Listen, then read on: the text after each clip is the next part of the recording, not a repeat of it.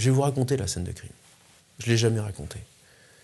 Vous avez une famille, donc 3 enfants qui rentrent de l'école, qui s'installent pour prendre le goûter. Il est 5 h de l'après-midi, on est le 13 avril. Ces 3 enfants sont attablés. Sarah, la plus grande, qui s'occupe de son petit frère Grégory, et vous avez la Laetitia qui est dans le salon juste à côté. Et vous avez David Otia qui vient frapper à la porte, ils le connaissent, ils le font rentrer. Et vous avez à un moment donné, je ne sais pas pour quelle raison, vous avez David Otia il a dû prendre un morceau de bois, quelque chose comme ça, qui se trouvait dans la cheminée, ou qui devait servir à alimenter le feu, et il a commencé par frapper les enfants. Et je dis bien frapper les enfants à mort. Il doit commencer par Grégory. Il court après Sarah, puisqu'on a des impacts dans tout le chalet, démontrant que la pauvre petite, elle court. Et vous avez Laetitia qui est juste à côté. Vu l'ampleur, vu l'horreur de ce qui se passe, elle s'enfuit. Drame pour elle, elle s'enfuit dans sa chambre. Et donc vous avez des cris, je suis convaincu, d'enfants qui sont battus à mort par cet ogre et par ce monstre, battu au point que tout le monde se tait. Et n'oubliez pas que vous avez Laetitia. Laetitia entend le bruit de la mort. Parce qu'après une telle horreur, après de tels cris, ça a dû résonner dans tout le chalet. La petite Laetitia, elle est tellement horrifiée qu'elle est cachée dans la chambre de sa sœur derrière son lit. Et je vais vous dire là où c'est l'horreur, c'est que vous avez un escalier. Et ça a marqué tout le monde, tous les enquêteurs et moi, c'est quand on monte l'escalier, il y a 17 marches. Les 17 marches, elles grincent. Imaginez ce qu'elle a vécu, la petite Laetitia. Elle l'a entendu monter. Et qu'est-ce qu'il a fait? Il a pris le même morceau de bois ou un autre, il l'a battu à mort. Il l'a même pas tué avec une arme. C'est pas un acte de barbarie, ça? Au point qu'un expert vient nous dire, on découvre les molaires du petit Grégory implantés dans le parquet. Parce qu'il a tapé tellement fort que vous avez les molaires qui sont sortis de la bouche et que lui, par inadvertance, il a dû marcher dessus. La suite des événements que l'on imagine grâce à l'enquête et aux expertises, c'est que la mère rentre chez elle vers 18 h. Elle monte les escaliers par le sous-sol. En embuscade, Otia l'attend. Enfin vient le tour de Xavier Flactif. Il se bagarre avec Otia qui se blesse à la main. C'est ce qui permettra de retrouver son ADN. Des images insoutenables, même pour le meurtrier. 1 mois après son arrestation, David Otia revient sur ses aveux et raconte une toute autre histoire. Lorsqu'il arrive au chalet pour voir Flactif, 2 hommes surgissent et l'assomment. À son réveil, le massacre est accompli. Sous la contrainte, les 2 hommes l'obligent à transporter les corps et à les incinérer. Les hommes ne lui laissent guère de faculté d'appréciation et lui enjoignent de faire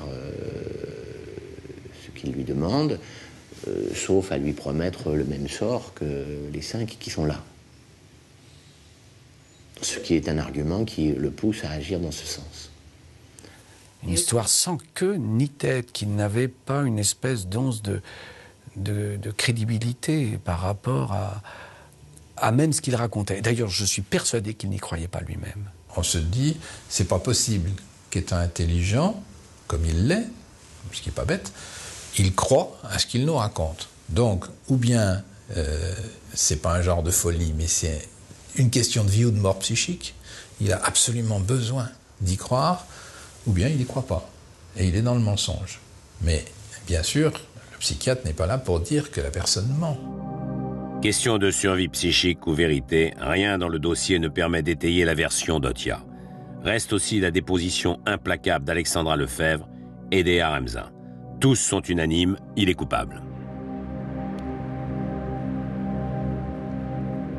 Le procès s'ouvre le 12 juin 2006, plus de 3 ans après les crimes. David Otia est seul face aux autres qui l'accusent. Il maintient sa version des 2 hommes qui l'ont assommé. David Otia, il apparaît pour moi dans l'attitude qui sera la sienne tout au long de ce procès. C'est quelqu'un qui est traqué, c'est une bête traquée, c'est quelqu'un qui est complètement replié sur lui-même, qui est, je pense, en tête-à-tête avec ce qu'il a fait et ce qu'il sait qu'il a fait. La donne a changé. Les accusés se cachent des caméras. On sait maintenant qui sont les coupables et qui sont les victimes. Et les victimes, ce sont les Flactifs. Nous sommes à Annecy, pas très loin du Grand Bornand. Dans la salle, les journalistes et les habitants de la région. Ils sont les premiers à sonner la charge. J'ai eu l'impression d'une forme de culpabilité collective exprimée par les gens du coin qui étaient sans doute pas très à l'aise par rapport aux familles, en se disant mais voilà, 3 gosses sont morts, un couple est mort. Et je pense que les gens qui venaient là et qui exprimaient, qui auraient été presque, si on avait été à l'époque de la peine de mort, je pense qu'on aurait entendu des cris à mort, etc., peut-être étaient d'autant plus promptes à demander l'application de la justice la plus sévère, il n'y avait pas, bon, voilà, et de la vengeance, parce qu'eux-mêmes, au début, n'avaient pas été d'une lucidité extrême sur la situation de cette famille, et avaient d'abord accusé les flactifs avant de les défendre. Pour David Otia, la culpabilité ne fait aucun doute. On connaît les détails de la tuerie. Inculpé d'assassinat avec preuves scientifiques à l'appui, le verdict est couru d'avance. L'issue du procès est plus incertaine pour les autres. Stéphane Aremza est inculpé de complicité d'assassinat pour avoir aidé son ami David à siphonner de l'essence pendant des mois en prévision du bûcher. Les 2 femmes, elles, comparaissent pour n'avoir pas dénoncé les crimes et pour association de malfaiteurs. À ce titre, elles risquent 10 ans. À son arrivée, Alexandra Lefebvre crée la surprise. Elle est enceinte d'un autre homme et paraît fragile, bien loin du souvenir laissé par TF1. Elle a beaucoup changé, d'abord parce qu'elle est passée par la case prison. Et que ça, peut-être plus encore pour une femme, ça laisse des traces. C'est une image terrible, une femme enceinte dans un box.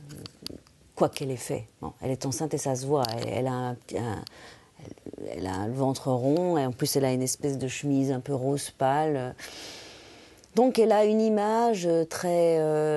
à la fois douloureuse, en même temps une image de mère, une image de... Voilà, donc, et on sait que ce qui va lui être reproché et ce pourquoi elle est poursuivie est absolument épouvantable. Au procès, elle était habillée d'une façon très triste, elle pleurait tout le temps, elle était enceinte, donc un peu une petite sainte, quoi. C'est vrai que c'est pas du tout l'image qu'on a eue de 7 à 8, qui elle était vraiment, sa façon de parler.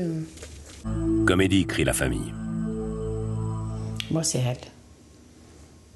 Si elle n'était pas là, elle ne l'aurait pas fait. Pour beaucoup de gens, Alexandra Lefebvre reste celle qui a armé le bras de David Otia, qui n'aurait été qu'un exécutant, le scénario ayant été échafaudé par Alexandra Lefebvre. Il a de la chance qu'il n'ait jamais tombé sur Écorce, parce qu'il serait dans la mer avec une pierre au cou, là, à cette heure-ci.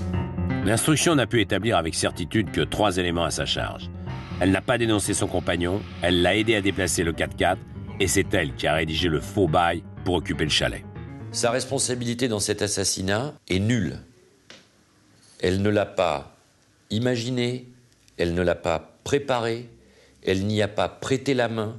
Et contrairement à ce qui a été dit contre le dossier, elle n'a pas aidé son compagnon à nettoyer le chalet.